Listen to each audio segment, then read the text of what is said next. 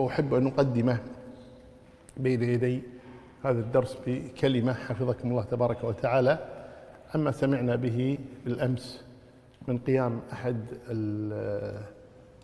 المنحرفين الضالين الأنجاس الكلاب الحقيرين بحرق المصحف الكريم في السويد عند السفارة التركية لإغضاب المسلمين. فنقول نعم وصلت إلى ما أردت وغضبنا، ولكن أردنا أن نعلم أن هذا الأمر لا يهمنا كثيرا ما يقولون إن الحكومة هناك أو القوانين هناك لا تمنع. ما همتنا حكومتهم ولا همتنا قوانينهم، يكفينا أن الله يمنع سبحانه وتعالى.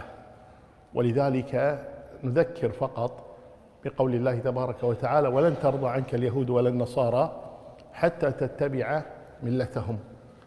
فعلينا أن نتذكر دائما بغض هؤلاء في الله تبارك وتعالى. لا تجد قوما يؤمنون بالله واليوم الآخر يوادون من حاد الله ورسوله.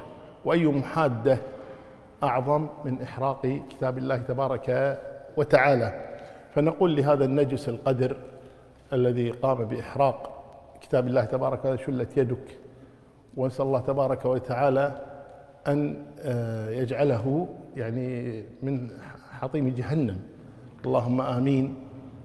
وهذا الكلب الذي قام بهذا الفعل وكل من رضي بفعله من حكومتهم أو من أفراد شعبهم، كل من رضي بهذا فهو كلب عندنا لا يسوى نعالا. ونسأل الله تبارك وتعالى أن يرينا فيهم عجائب قدرته سبحانه وتعالى. ونقول: ما ضر السحاب نبح الكلاب.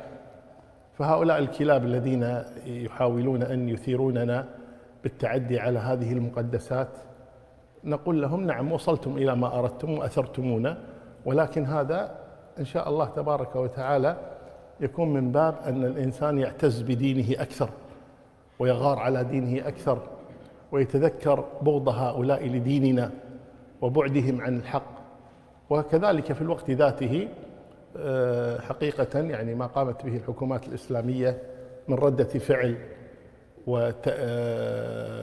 وتنديد بهذا الفعل هذا موقف جيد، ونسأل الله أن تكون مواقف أشد على هؤلاء الخبثاء الذين قاموا بهذا الفعل. فنسأل الله تبارك وتعالى أن يرد كيدهم في نحورهم.